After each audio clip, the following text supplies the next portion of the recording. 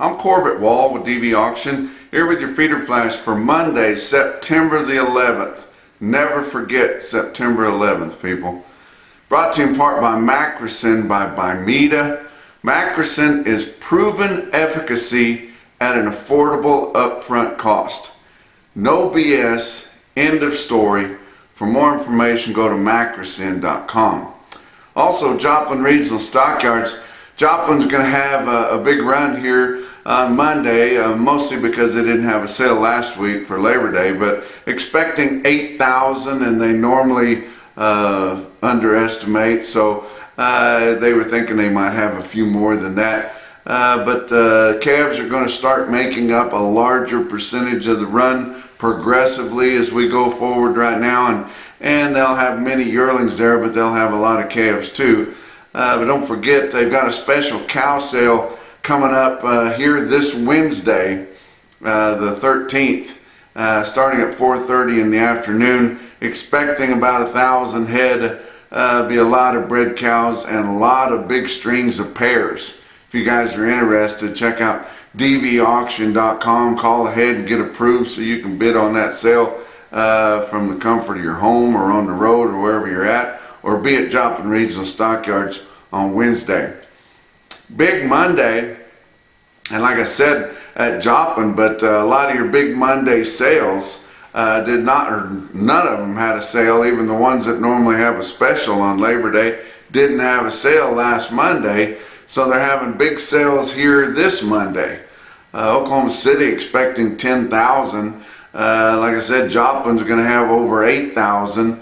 Torrington livestock markets are going to have the sale that normally they have on Labor Day, which is a huge special, but they're having it here this Monday, and at the same time they're going to be having the Western qualifier for the World Livestock Auctioneer Championship, so there'll be a lot of attention to that. They'll have a big sale, and there'll be top quality offerings there, and every time you have a big auctioneer contest, the market will be really good. Russell, Iowa, Russell Livestock Market there, they're expecting 5,000 or better, as they normally have a Labor Day special and didn't have it last week. So going to have a lot of receipts of feeder cattle and calves. And like I said, every week going on now, probably up till we get to the close to the end of the year, calves are going to make up a bigger portion of the offering than yearlings. And we're starting to see the temperature change a little bit. I don't know about you guys, but this has been one of the longest, most miserable summers that I've spent, and I'm ready for fall. You see, I've changed hats. I was sick of wearing that straw hat. I was ready to wear a nice felt hat. Always feels good to put it on. Especially, I was anxious to get started wearing a felt hat because American Hat Company has taken me on as a sponsor, and they are sending me hats now. So I got this 100X American Hat Company hat from Bowie, Texas, and I swear it is the nicest hat that I've ever owned in my life. And I've had diamond horseshoes and white golds and greelies and the nicest hats you can get, but this is the best one that I've ever had by far. But hope you guys are ready for fall too. We are starting to see the temperatures start to change here in the Texas Panhandle. We're expecting some moisture. There were some big storms that rolled through on Sunday evening. We're expecting moisture, or at least chances of it, this week. We had a lot of moisture early around the Texas Panhandle, and then haven't had any basically since May. But they have had some up in the Oklahoma Panhandle. Last week when I was up in Beaver, it looked really good around Beaver. They had some more on Sunday night. The temperatures are going to change and be more in the 70s and 80s for a high.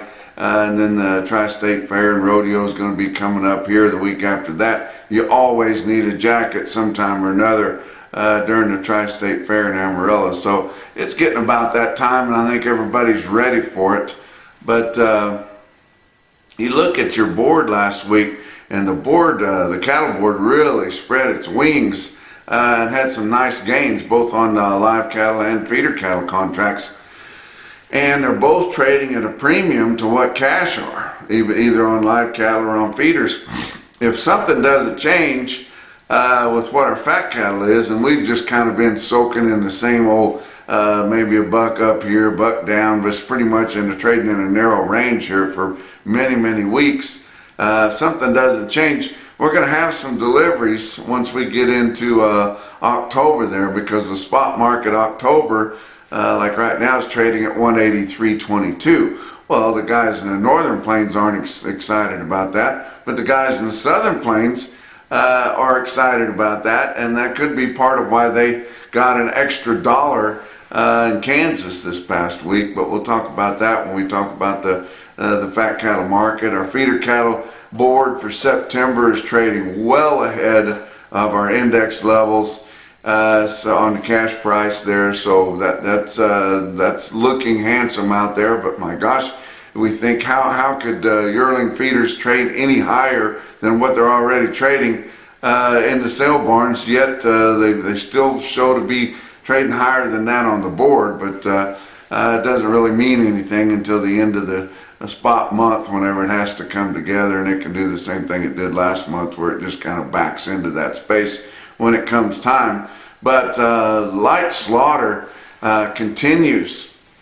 I know last week was a holiday week because we had Labor Day on Monday, but that week, the same week a year ago, was a holiday week also, and last week was 47,000 head harvest lighter than what we had a week ago during the Labor Day holiday week. So I don't know how the packers can continue to do this. They just don't want to buy anything in the cash market negotiated, because they know if they get in there and they start competing for those cattle, the market's going to go up like it should, and they just want to keep that cash market low, keep the base price low for their formula cattle and negotiated grid cattle, and just keep doing that.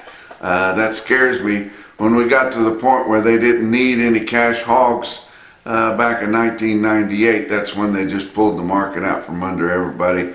They had all the cattle tied up at a certain price, and anybody that was trading in the cash market, they took it to 8 cents a pound from the low 30s. To put everybody that was still dealing in the cash market out of business. If you guys have watched my presentations before, you know that's what I fear, and we continue to walk step for step the way the swine industry did, and now there's no independent hog feeders really to speak of at all. Let's talk about your board for last week. October live cattle futures. Monday was a holiday. Tuesday was down 20. Wednesday was up 275. Thursday was up 95. Friday they took back about 42 cents. And October live cattle ended the week at 183.22, up 307 for the week. Very impressive. December ended the week at 187.42, up 3 1/4. Feeder cattle contracts for September. Monday was a holiday. Tuesday down 47. Wednesday up $1.77. Thursday up 242, and Friday they took some profit taking, but only 22 cents off. And your September feeder cattle ended the week last week at 255.35, up 350. October ended the week at 259.15 based on an 800-pound steer, guys. That was up $4.50. I do agree that we're going to continue to see these good prices. I think the calves are cheap. I've been saying that for 6 months or more.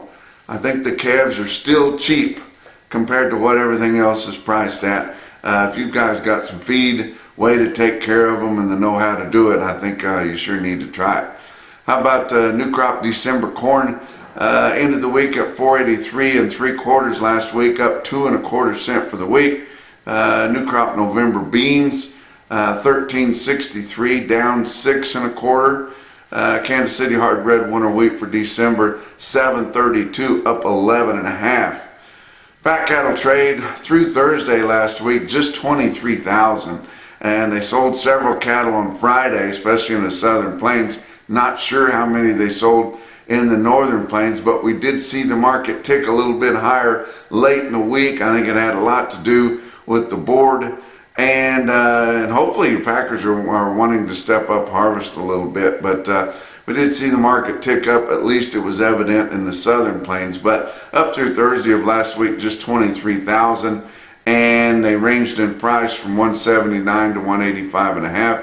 Your fat steers and heifers in your 5 area, that was unevenly steady. Your weighted average on live steers up through Thursday was 182.75, but it doesn't really mean anything because they hadn't sold anything at all in the southern plains to speak of. Dress sales last week, 283 to 294 up through Thursday. That was steady to $5 lower.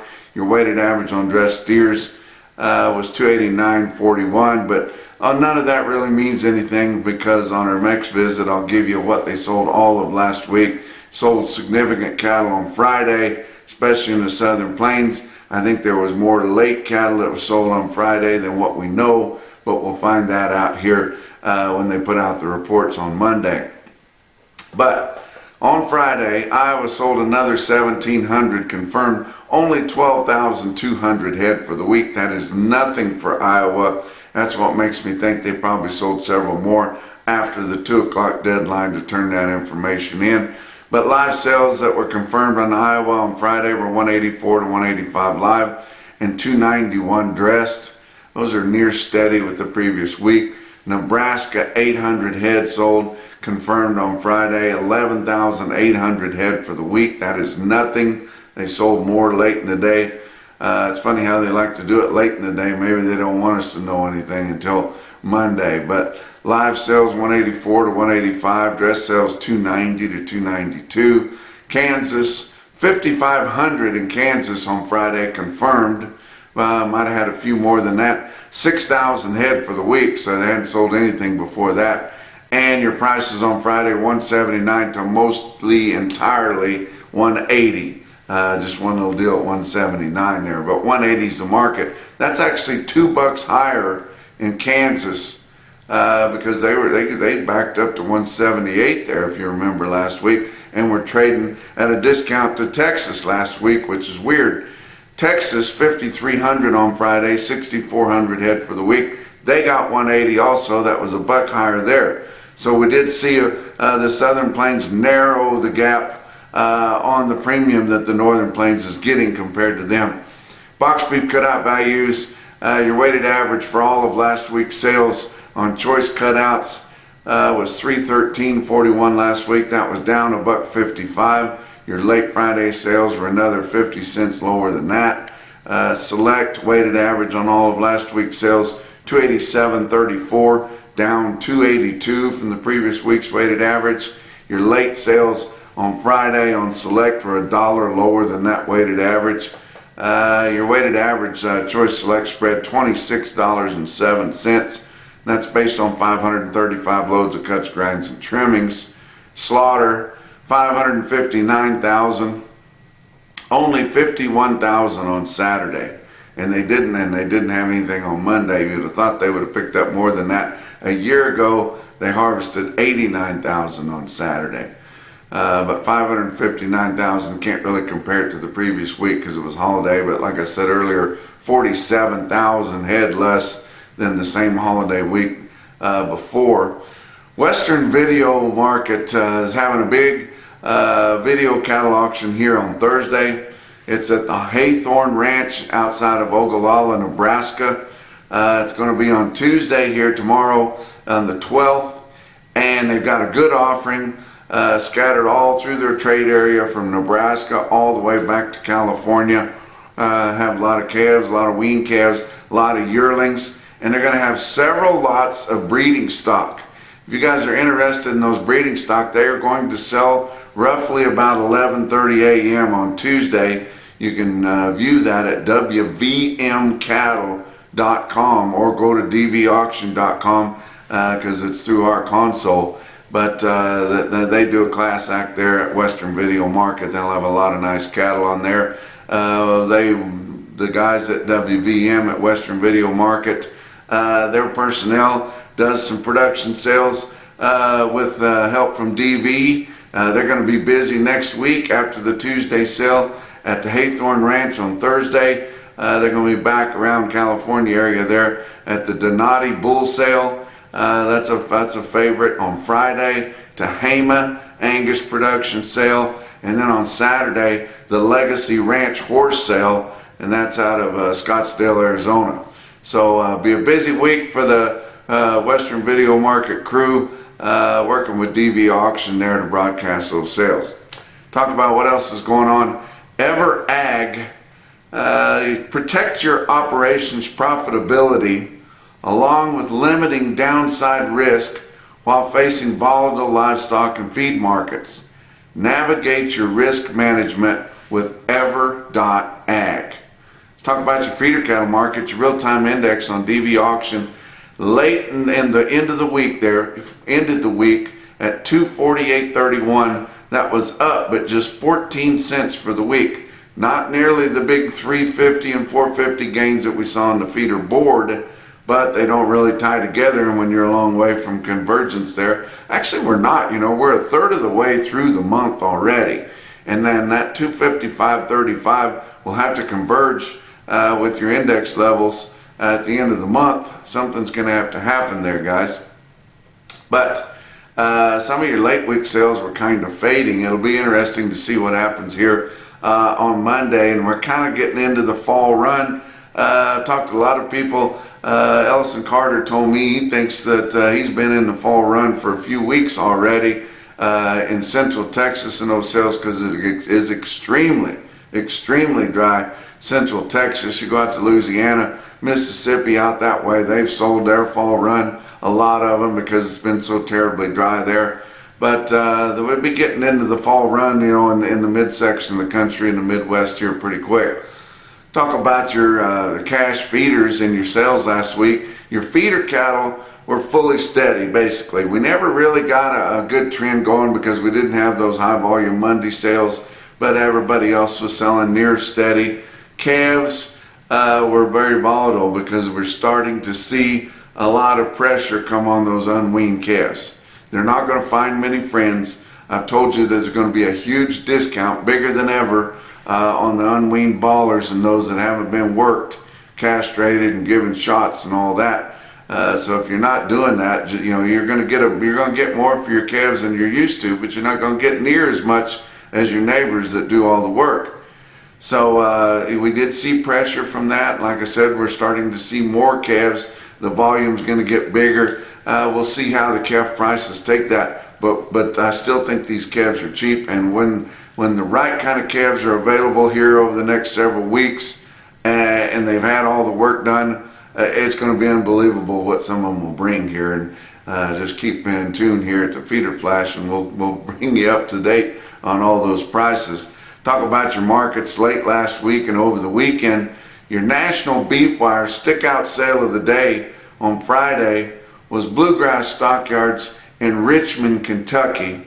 Jim Doss there, a really good guy and does a heck of a job. They had 1,450 head. That'd be a big sale late in the week, guys, in Kentucky. And the biggest part of the receipts were on their yearling feeder steers.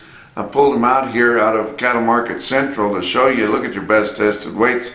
About 211 head of 7-weight steers in Richmond, Kentucky. They averaged 744 pounds with a weighted average price of $265.03. Standing in the ring, Richmond, Kentucky.